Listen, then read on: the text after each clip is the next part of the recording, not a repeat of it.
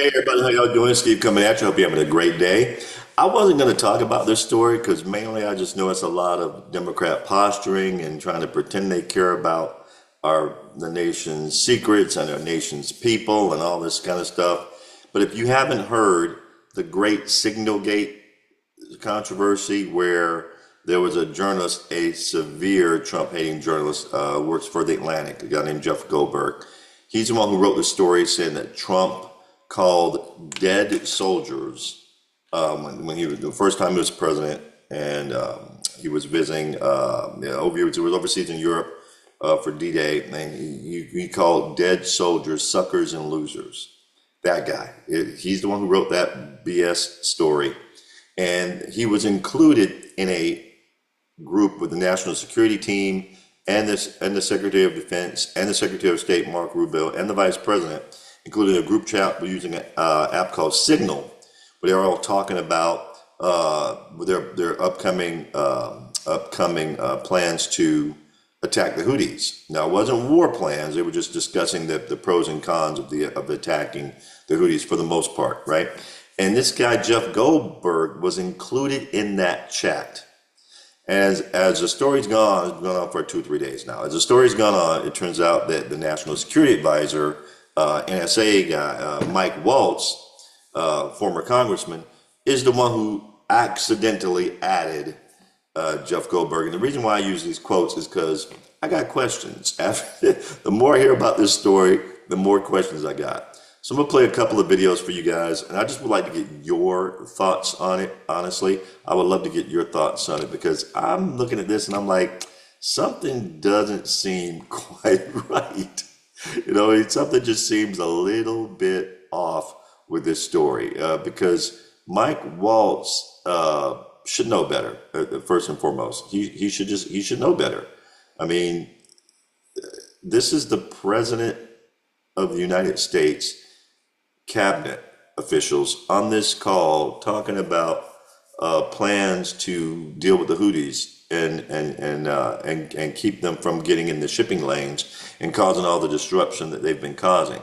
And he's the national security advisor. So first and foremost, why does he have this journalist number in his phone? That's kind of first things first. Why is this journalist number in your phone? And secondly, what is the purpose? What was the purpose of having them in your phone? And Mike Waltz is going to say some stuff that's going to leave me to have more questions than the answers he's trying to give. And I just wanted you guys to check it out. You guys kind of tell me what your thoughts are, what you think about this. So when I saw it, I was like, something doesn't seem quite right. Something just seems a little bit off about this whole thing. So hopefully Mike Waltz can help us understand it. Y'all tell me. I wasn't really feeling like I understood a whole lot more after listening to him talk about it, but maybe you guys will have a different feeling than I did. Who knows? Broken windows and shattered glass could be seen in the aftermath of U.S. strikes on the Houthis in Yemen, but more focus is being put on the fallout from details of the attack being mistakenly shared in advance with a journalist. Atlantic editor Jeffrey Goldberg says National Security Advisor Mike Waltz added him to a group chat on the Signal app with other key members of the Trump administration. It's embarrassing, right. Yes. We're going to get to the bottom of it. Waltz took full responsibility, but says it had no impact on the actual attack in Yemen. We made a mistake. We're moving forward, and we're going to continue to knock it out of the park for this president. President Trump is defending Waltz and saying that his national security advisor would not be fired. No, I don't think he should apologize. But Democrats are not ready to give the top national security officials a pass, arguing the messages could have put American lives at risk if they were seen by the wrong people. The problem with mistakes when bombs are flying and pilots are piloting F-18s and F-35s over dangerous territory is that a mistake gets people killed. Today, House Minority Leader Hakeem Jeffries wrote President Trump a letter saying Defense Secretary Pete Hegseth should resign. In New York, Connor Hansen, Fox News. So, that was Fox News New York saying that Pete Hegseth, for some reason, should resign. But now check this out. I like Greg Foreman, Black conservative perspective. And the more I listened to this and when I watched this, I said, you know what, Greg, I kind of see your point. I got questions too. You guys just tell me what you think. Okay, so it looks like Mike Waltz was actually Mike Waltz. Now, again, it could have been Alex Wong, but it looks like it was Mike Waltz. I mean, Mike Waltz comes out and says that, hey, that was me, right? When asked directly about whether or not his staffers were involved, which is what President Trump claimed, Mike Waltz is saying no. And he also is saying that he takes full responsibility for this happening, okay? Although he never met Jeffrey Ford in the past, okay? And he doesn't know who he is, and he doesn't know how the number got in his phone. Take a look. So they want to focus on this. It's embarrassing, right. Yes.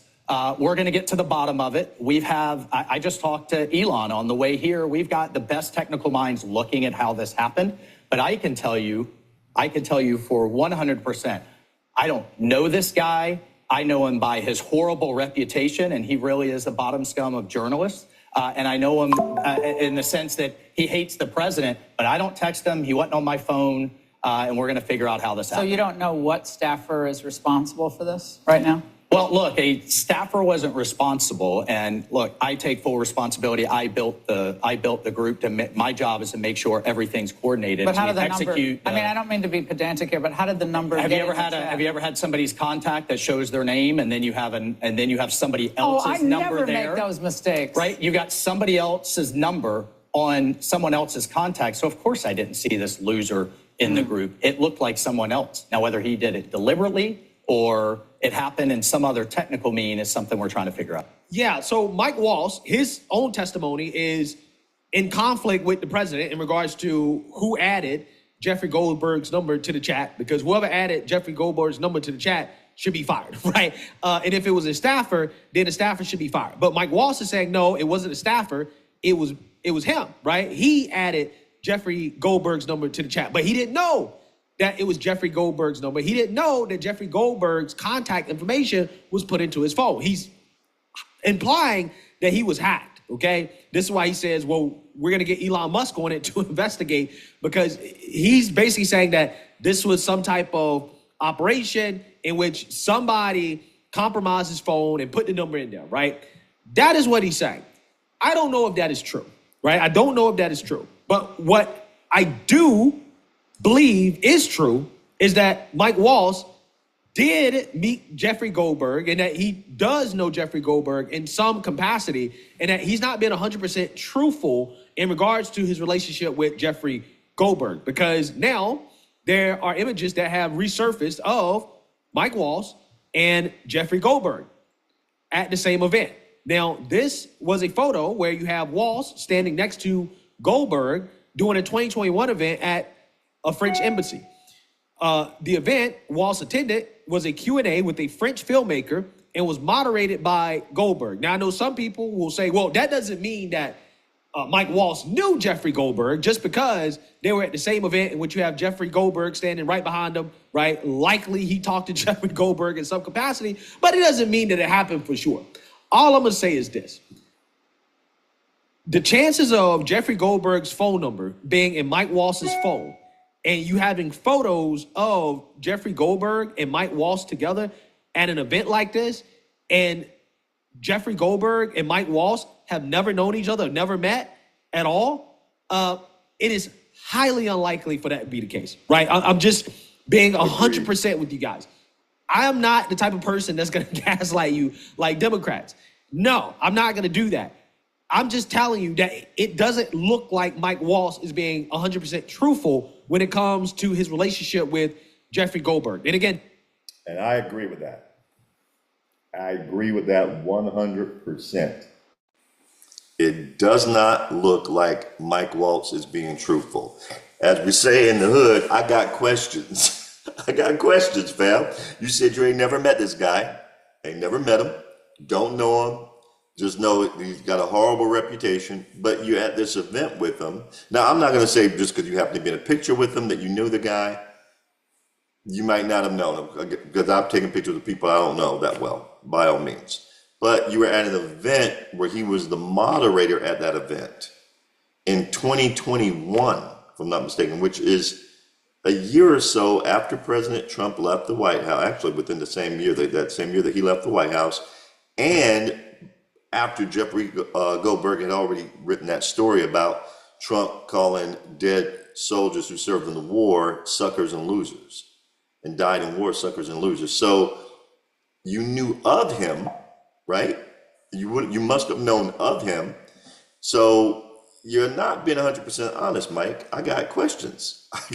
I got questions. And so my suggestion would be now, in this, if you were to watch the rest of that, Greg says that the BCP, Black Conservative Perspective, says that Mike Waltz should be fired, or if he didn't do it, but someone of his staffers did, like Alex Wong, who's his senior staffer there, then that entire office should be fired, because there's somebody in the office that you can't trust. I get it. My mindset is Mike Waltz and that staffer, if it turns out the staffer did do it and Mike Waltz is just trying to cover for him, they should both go. But something's not quite right, because, I mean, you gotta, Mr. Trump, I love you, but you did some great things in your first administration, and you had a lot of neocons working in your administration that you thought you could trust. And it turns out they were stabbing you in the back every chance they got behind your back. Do you really think you don't have any in your administration right now?